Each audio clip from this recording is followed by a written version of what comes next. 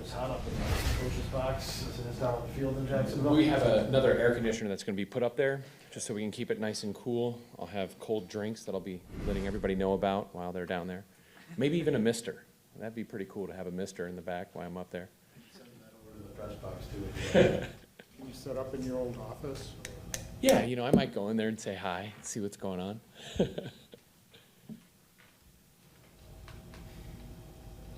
So what's the challenge this week? Obviously, it's a good defense, but everybody talks about unscouted looks and all that. Just what's the challenge from those two perspectives? Yeah, I think that kind of the starting point is just, you know, the Saints as a defense, regardless of whether it being the first week, is, you know, they do so many different things.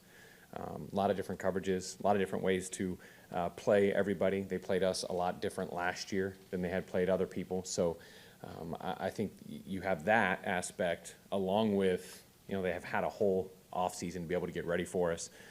So there are those unscouted looks. I know that's kind of a cliche thing that everybody talks about, but that's always the most unique thing about week one. You know, anybody you go against, you never know what is going to be thrown at you. And in the end, when you look at the players, you just got to tell them, hey, they have to trust their training, trust the system, because there's always going to be something that you haven't seen, and sometimes it's a lot more in this game. But, you know, it's just that combination of as much as they do already, along with it being week one. So it's definitely going to be a challenge.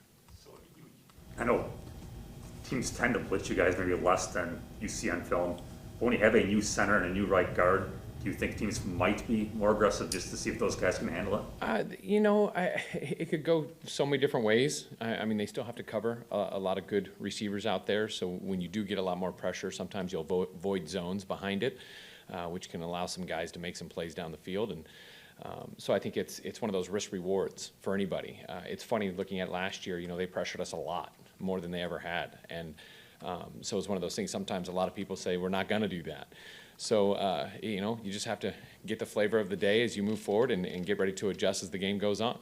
Nathaniel, what did Josh and Royce show you, though, you know, in this camp to be able to, you know, be ready for, you know, potentially some big opportunities here this season? You know, they've done a really good job. I mean, they communicate really well, and, you know, I give a lot of credit to, you know, Lucas Patrick, to Bakhtiari being in there helping them, and Billy. I mean, it's a really tight group. You know, Coach Stenovich, Coach Buckus do a great job. And, you know, I think it's just as a whole, you know, for them to come into this situation here when we're going on our third year in an offense, it allows them to progress much more because everybody's helping out. Aaron Jones is helping out. Everybody's helping out and talking. And it's about just getting, you know, the best five out there. And I think everybody's done a good job. Those guys have done a nice job, and we'll keep rolling with whoever's the best fit. Is being patient, you know, they've got some issues at corner.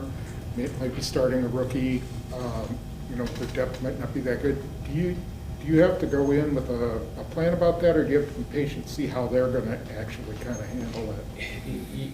I mean, that's always difficult for any D coordinator or any team to have to have young guys playing, let alone new people that are kind of coming in during the week. So it can make them more vanilla, it can make them maybe even more aggressive. So for us, you know, we have to plan for everything. I mean, they could do something completely different that they haven't done last year, or do whatever those guys are comfortable with that they've done in the past. So I think in the end, we do have to be a little bit patient, but we still want to do what we do, and we want to believe in the stuff that we like to attack with and see what happens.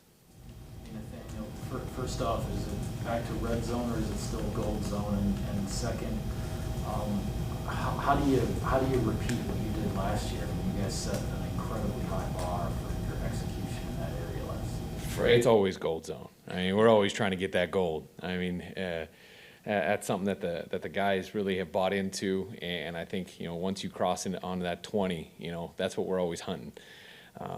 You know, what happened last year, being one of the best ever, was just awesome, and it's a credit to all those guys. I mean, it's one of those things, everybody's a threat down there. It's not just one guy. You know, you've got Aaron Jones, Devontae, Bobby, Quez, Allen, Sadies, AJ. I mean, so many people scored touchdowns down there, and I think that the mindset is there was things that we could have gotten better at last year. We could have done better. We weren't perfect. You know, this game isn't perfect, and so I think that it's just about continually improving and pushing yourself, even though we were successful down there, that, it's hard to keep getting better and to push yourself. So I think it's about looking at the things that we did, making sure we've got a lot of counters off of them, because we know a lot of people are going to be watching us and looking at us.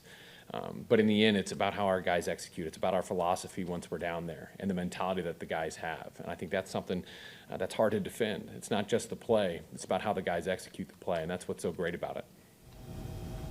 Is that kind of the key to, sustaining and furthering the success of this offense? Is that now you're a couple of years in to the marriage of the run-pass looks, always trying to look the same, and then you're getting to that point now where you really have defenses where you want them? This is when it really gets fun. You're on the third year. The guys know the system. They know what you're trying to attack, what you're trying to accomplish, the questions, the conversations with everybody in the room. It's awesome. And I think that's when you can start pushing yourself and doing even more things, doing new things, doing other counters. So I think that going into a third year in any offensive system is where you want to see it really click. We were very lucky last year. There was a lot of good stuff that we did across the board. And I think it's just about, again, trying to continually push yourself. And the good thing is, I think the guys that we have in that room on the offense, they want more and they want to be better, and they think they can be better because we weren't perfect last year and we have a lot of room to grow. So I think it's just about continually doing that, pushing ourselves, doing new things, and just the fact that, again, they can understand what you're saying, that marriage of the run and the pass. I think they've all bought in and they love that, and they like to see kind of when that plan comes out each week, how it's going to fit.